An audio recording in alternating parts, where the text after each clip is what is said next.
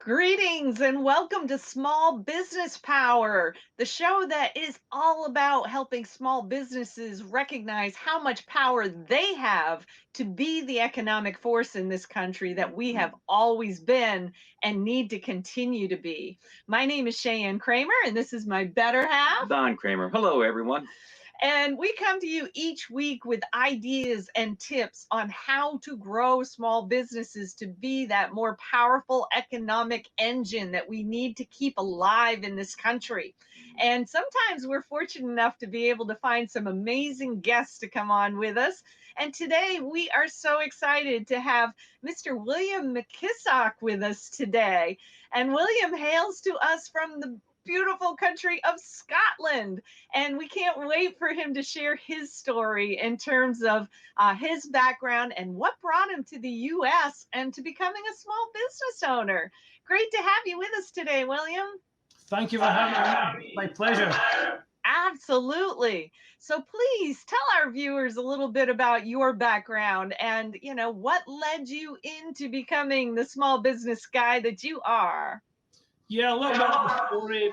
My background, I worked in economic development back in Scotland for local government. I used to write and present reports to committees, help the local community access funding, get projects together, kind of usual economic development work you would expect. And then I went to work for Scottish Enterprise, that's Scotland's economic development agency.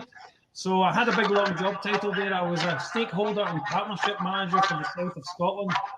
So I was born and bred into economic development. We came to this country in 2011, my wife and my two kids. My wife got offered a job, that got us green cards, that's how we got the opportunity to come here. So we came in 2011, my wife had a job, and I was like, well, what am I going to do? I left my job, I resigned from my job in Scotland. So I decided to start a floor cleaning company, a small business from scratch. I went out and I started cleaning floors, I bought a van, bought machine, got trained, and I went. That was tough. It was hard to grow a business when you've never actually done it before. Even though I worked in economic development, I was never at the cold face of actually owning and operating a business, let alone in another country. I wasn't familiar with the rules and regulations of. So I did that for a few years. Then I discovered franchise consulting. So that kind of resonated a little bit more with my economic development work, where I was helping people become entrepreneurs, frantrepreneurs by buying a franchise. So I was doing that link to help them find the right franchise. And in doing so, that's when I discovered Schooley Mitchell. Schooley Mitchell is a franchise. And again, that resonated with my economic development background, because going in and helping businesses and helping people be more profitable is a wonderful way to contribute to the economy. So that's what we do at Schooley Mitchell. We go in and we help businesses reduce money. And that's my kind of like my flow as to how I got to be doing what I'm doing now. It's my passion for helping people. Awesome. Absolutely. Well, and a lot of times when we're working with small business owners, most of them are pretty narrow focused. They're all focused on marketing and prospect generation and sales. And, we know that increasing revenue is part of profitability, but, I don't know, dear, how important is the cost cutting side, do you think? You mean towards the bottom line? Towards the bottom line. It's very important. Believe me, I went through it. Absolutely. Absolutely. And, and especially, we don't know, everybody's economy kind of took a hit last year, and we have no idea what the economy is going to do this year. We've got a whole different ball game we're playing in this year.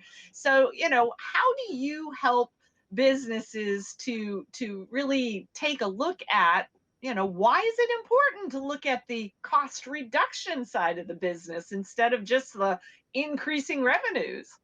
Yeah, you can put me on a soapbox to talk about this part of it, because one of the things I speak about to everybody that I speak to in business, whether you're in business or not, is that how hard is it to make money? It's really difficult to earn money.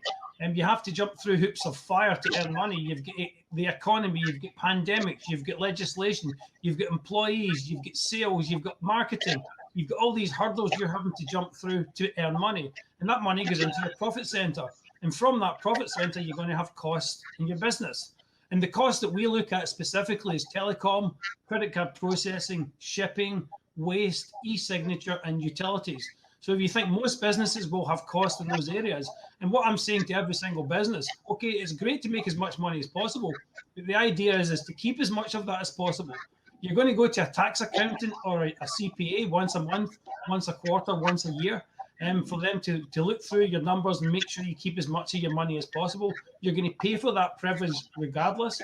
The costs that I mentioned, telecom, waste, shipping, merchant services, e-signature, utilities, that money's coming directly out of your profits. Those hoops and hurdles that you had to jump through to earn that money is coming right out of your profits. And what we do at Schooley Mitchell, we look at those cost categories for our clients and we do an audit free of charge. We only paid if we find savings, and then we share the savings.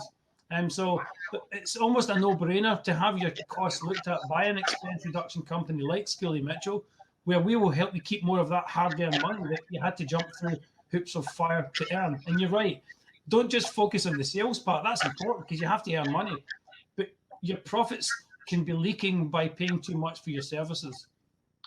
Whew. Isn't that the truth? Oh my goodness. So do you find it easier to work with businesses when the economy is in a downturn? Do they all of a sudden start to become more aware of the need to cut costs? In theory, yes, that's the truth, that where there is a downturn, businesses become more focused on, hang on a minute, what's that costing me over here? The reality is that businesses should be doing that all the time anyway. I did have a business owner reject my services once because he said he was making so much money it didn't matter. And I'm like, well, if I can save you $2 and we split that, isn't that dollar worth it to you? I mean, you could give it to charity, you could spend it on your staff, you could invest in the infrastructure of your business. So the reality is when the economy is down, it's probably the best time ever to look at your costs. But what I'm saying and what's true is that you should always be looking at your costs because you work hard to earn your money and it's your profits. Why do you not want to keep more of your profits all the time, whether you're in a good economy or a bad economy? Absolutely. And what an amazing business model. I mean, there's no risk to work with you, right? Absolutely none, because we do the work up front. We do the audit. We look at your billing statements, your contracts. We negotiate with your vendors. And when we negotiate with your vendors, we'll always show you the best deal possible that we've negotiated for you to stay where you are. Some people think we're going to come in and recommend people switch providers willy-nilly. That's not the case. We'll always show our clients the best deal to stay with their incumbent vendor, but we'll also show them other deals that are out there because we want them to know all the options that's available to them. And importantly, we're not tied to any of those vendors. We don't get any payment from them, no backhanders, nothing.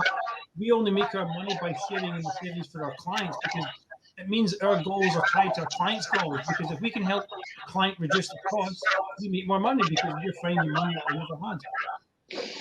Wow, that is so amazing. Most people, I'm pretty sure, wouldn't even think about the idea that they could try to negotiate with their vendors. Is that what you find? In some cases, they don't negotiate enough, or they're not good at it, or they just don't have the time, because time is the biggest currency we bring to the table. And what I'll always say is that in lots of cases where you may go into a larger company and they have a procurement team and they're actually really good at negotiating, say with UPS or Frontier, they're really good at it, but they're still lacking because they can only negotiate from their own standpoint, whereas we negotiate with those vendors thousands of times for thousands of different companies and thousands of different industries. And we're doing it as a day job. It's what we do all the time. It's all we do. Whereas even if you're a business that's quite good at negotiating, we can almost always find savings. And it's about 95% of the time we come in, we will find savings. Even where the person at the business end is quite good at it, we will almost always find savings. Wow, that sounds like such a valuable service and with absolutely no risk. Why in the world would people not be taking advantage? Is there kind of a like a certain size business that is most going to benefit from you? I mean, do they need to have kind of certain amount of sales and revenue or number of employees in order for it to be a worthwhile endeavor for you and for them? The size of the company doesn't really matter, because if you think an e-commerce business could be a small company, but they're worth millions of dollars. We have minimum spends. We're looking at around $750 a month of a spend for most of the categories. With credit card processing, credit card processing, we look for a company to be processing at least $20,000 a month. That's not the cost, that's what we're processing. You need to look at the cost. So we have those minimum spends all the way up to working with multi-million-dollar companies. An example, I have a company that's a 5-employee auto repair shop. As a client, I have a company that's a $15 million company in e-commerce, and I'm talking to a company right now that's a $2.5 billion company. So it doesn't matter the size of your business. If you have a spend in those areas that's worth us having a look at, around $750 as a minimum, we can help you. We can usually find you savings. Wow, that is so amazing. So amazing. Any questions, comments come to your mind, hon? Well, to make it plain and simple, you have to be an idiot not to do this. Whoo, I guess that kind of puts it into a plain and simple kind of situation. I'm glad you said that, and it wasn't me that said that. There's one thing to look at. One thing I will point out to businesses is if I come to a business and I say to a business, because we bill over the period of 12 quarters, we bill in installments. We don't actually ask for any money up front. But over those 12 quarters, we continue to monitor our clients' costs. So we keep looking at your billing statements. We stay in the game for you by looking at it. And over those 12 quarters, what I would say, if I came to your business and I'm saying to you, I'm looking for a job, what's that job? Well, I want to cut your costs. That's my job.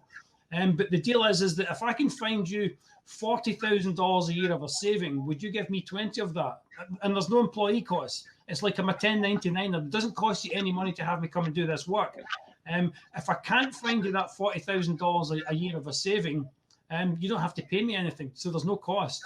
So if I do find you the $40,000 a year of a saving, for the next 3 years, you're going to give me 20 grand. Does that sound like a good deal? And I'll keep looking at these costs over those next 3 years, and then you'll get to keep all of it at the end of it. How does that sound?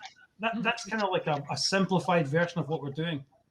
I love it. Yes, I love it. That's great. Do you have any big visions for yourself of where you'd like to go with this business, or even beyond this business? A guy who's been involved in economic development like you, we always are just curious, do you have a big vision of some sort? Well, I want to grow this business big enough to where I have a larger team around me here in the Tampa Bay area of Florida, and we can take clients anywhere in the country. Because we've got a strong team at headquarters, we've got 90 members of staff at headquarters, we've got 220 other offices all helping one another. So I have that, but I'd like to grow my own team here and become a kind of larger enterprise in my own right down here. I actually don't need employees because I have 90 of them at headquarters all working for me, all working for our clients. I potentially like to get into some other businesses maybe in a couple of years' time, because I am an entrepreneur at heart. I do want to do some other things, but I'm primarily driven by that economic development kind of running through my veins. I do have a passion for helping people. I want to help people get forward, and I can do this as a job and get paid for it. So I love what I do because I am helping people, and that's my vision for the future, is to help as many people as possible through my personal life, through your personal life, or through business. Awesome.